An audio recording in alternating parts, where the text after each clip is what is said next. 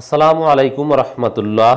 তারেক রহমান বিএনপির কি অবস্থা করেছেন, পররাষ্ট্রমন্ত্রী বলছে কি আর বাস্তবতা কি দেখুন। বিএনপি এখন বলে তারেক যেই সব শেষ করলো, নির্বাচন করলেই ভালো হতো, মাননীয় পররাষ্ট্রমন্ত্রীর বক্তব্য। দর্শক, আওয়ামী লীগ সবচেয়ে বড় চ্যালেঞ্জ মনে করে বিএনপিকে, এবং বিএনপিকে বরাবরের মতো ভয় পায় বলেই নৃশংস নির্যাতন অত্যাচার বিএনপির উপর চালিয়ে আসছে। বিএনপি নির্বাচনে আসেনি, দামি নির্বাচন সফল হয়েছে, সরকার ক্ষমতায় এসেছে, সরকার গঠন করেছে আওয়ামী লীগ, দ্যাটস রাইট। কিন্তু সরকারের ভয় কাটছে না, এবং অদূর ভবিষ্যতেও আওয়ামী লীগ বুঝে গেছে যে আসলে বিএনপি ক্ষমতার বাহিরে থাকলেও জনগণের মনে বিএনপি আছে। 5 বছর পর 10 বছর পর সুষ্ঠু নির্বাচন যদি কোনোদিন দেশে হয়, বিএনপি নিরঙ্কুশ সংখ্যাগরিষ্ঠতা পাবে, জনগণ ব্যাপকভাবে বিএনপিকে ভোট দিবে। এই জন্য এখনও বিএনপি নিয়েই আওয়ামী লীগের এমপি মন্ত্রী বা এদের প্রচণ্ড মাথা ব্যথা, এবং বিএনপির মধ্যে সবচাইতে ভয়ের বস্তু আওয়ামী লীগের জন্য আতঙ্কের নাম হচ্ছে তারেক রহমান। এজন্য দেখবেন তারেক রহমানকে ঘিরেই, তারেক রহমানকে টার্গেট করেই প্রতিনিয়ত ননস্টপ বিভিন্ন ধরনের প্রোপাগান্ডা আওয়ামী লীগ চালিয়ে যাচ্ছে। তারেক রহমানকে ঘিরে আওয়ামী লীগ বিএনপিকে বিশৃঙ্খলা সৃষ্টি করতে চায় বিএনপিতে। এমনকি তারেক রহমানকে যদি বিএনপি নেতৃত্ব থেকে মাইনাস করে দিতে বিএনপি রাজি হয়, তাহলে বিএনপিকে অনেক ছাড় দিবে, অনেক সুযোগ দিবে, এরকম একটা চিন্তাভাবনা আওয়ামী লীগের মধ্যে আছে। এর মানে এমনকি বিভিন্ন জায়গায় শর্ত দেওয়া হয় যে তারেক রহমানকে বাদ দিলে এই হবে সেই হবে, অনেক কথা। খালেদা জিয়াকে বিদেশে চিকিৎসা নেওয়ার সুযোগ দেওয়া থেকে শুরু করে অনেক কিছুতেই শর্ত দেওয়া হয় যে তারেক রহমানকে নেতৃত্ব থেকে বাদ দাও, সব পাবে।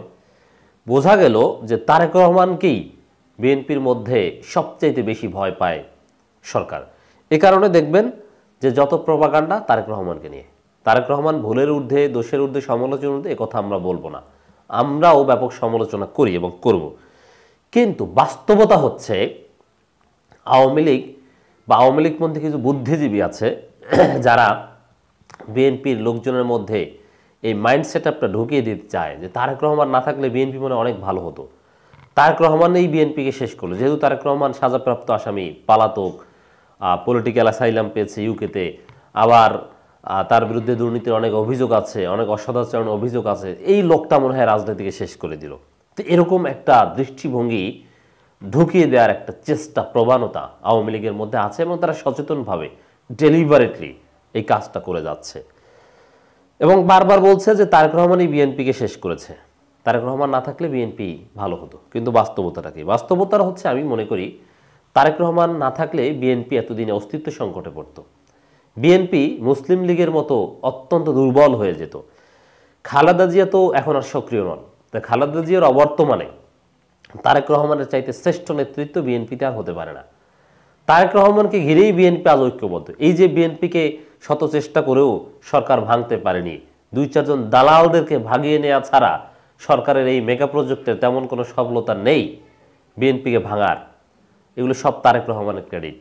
তারেক রহমান জিয়াউর রহমান এবং খালেদা জিয়ার সন্তান, এটা তার একটা বড় পরিচয়। এই পরিচয়কে ঘিরে জাতীয়তাবাদী শক্তি ঐক্যবদ্ধ।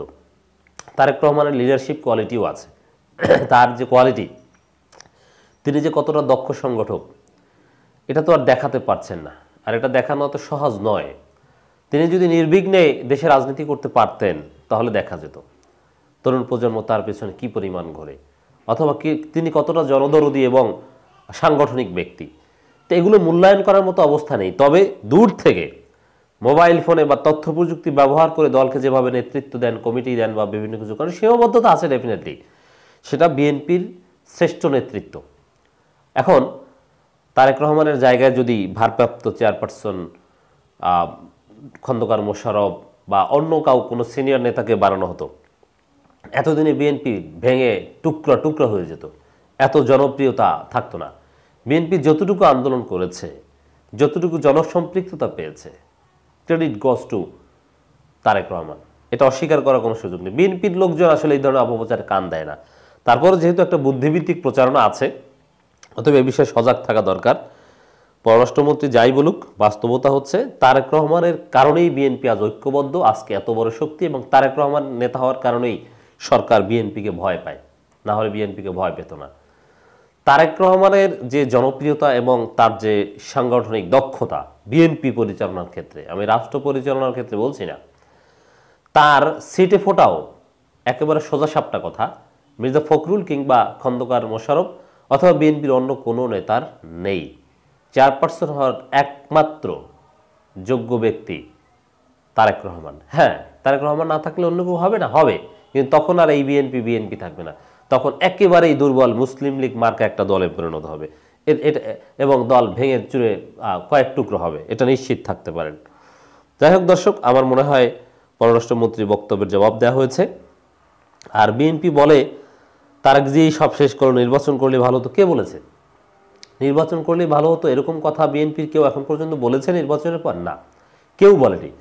এটা সরকার বিএনপির নামে চালিয়ে দিচ্ছে, তারা নিজেরাই প্রচারণা চালাচ্ছে। বরং বিএনপি যদি গত 15 বছরে কোনো সঠিক সিদ্ধান্ত নিয়ে থাকে, তার মধ্যে অন্যতম একটা সঠিক সিদ্ধান্ত হচ্ছে এবারের এই নির্বাচন বর্জন করা এবং ভারতের আধিপত্যবাদের বিরুদ্ধে, বাংলাদেশের রাজনীতিতে ভারতের নোংরা হস্তক্ষেপের বিরুদ্ধে সোচ্চার হওয়া।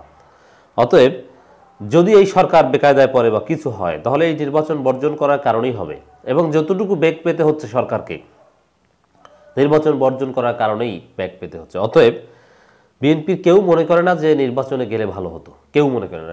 এটা বিএনপির মধ্যে লুকিয়ে থাকা কিছু ভারতপন্থী বা আওয়ামী লীগের দালাল শাহবাগী তারা মনে করে থাকতে পারে, এর বাইরে কিছু না। বিএনপির মধ্যে এখন চরম হতাশা, এই কথাটাও ভুল। হতাশা মূলত জনগণের মধ্যে, কারণ জনগণ ভোট দিতে পারেনি, তারা তো হতাশ হবেই। এটা বিএনপির স্পেসিফিক কোনো সতর্কতা হতাশা নয়।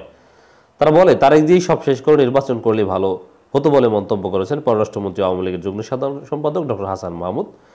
তিনি বলেন, বিএনপি নেতাদের সঙ্গে বিভিন্ন স্টেশনে, বন্দরে, বিয়ে শাদী অনুষ্ঠানে দেখা হলে কি ঘটনা জিজ্ঞেস করলে তারা বলেন সব উনি শেষ করেছেন। উনি কে? তারেক রহমান। কারণ আজকে বিএনপিকে ধ্বংসের দ্বার প্রান্তে নিয়ে গেছে এই তারেক রহমান। আচ্ছা, নির্বাচনের পর মাননীয় মন্ত্রীর সাথে কোন বিয়ে শাদীতে, কোন সামাজিক অনুষ্ঠানে বিএনপির কোন নেতার সাথে দেখা হয়েছে? এগুলো সুনির্দিষ্ট কোনো জবাব দিতে পারবেন না, এগুলো প্রপাগান্ডা। জবাব দিতে পারলেও দুই একজনকে যদি দেখাতেও পারেন যে অমুক বিএনপি নেতা তাকে বলেছেন, সেটা নিঃসন্দেহে পররাষ্ট্রমন্ত্রীর লোক বিএনপির ভিতরে সেট করে দিয়েছিল। এই কারণেই তার সাথে সামাজিক অনুষ্ঠানে দেখা হয়েছে। বিএনপির লোকজন তো আত্মগোপনে থেকে কালো পতাকা মিছিল বের হয়েছে, আবার অনেকে আত্মগোপনে চলে গিয়েছে। অতএব এখানে পররাষ্ট্রমন্ত্রীর সাথে কোনো বিএনপি নেতার সাক্ষাৎ হওয়ার মতো কোনো পরিবেশ এখন নেই। দর্শক, আশা করি মাননীয় মন্ত্রীর বক্তব্যের জবাব দেয়া হলো।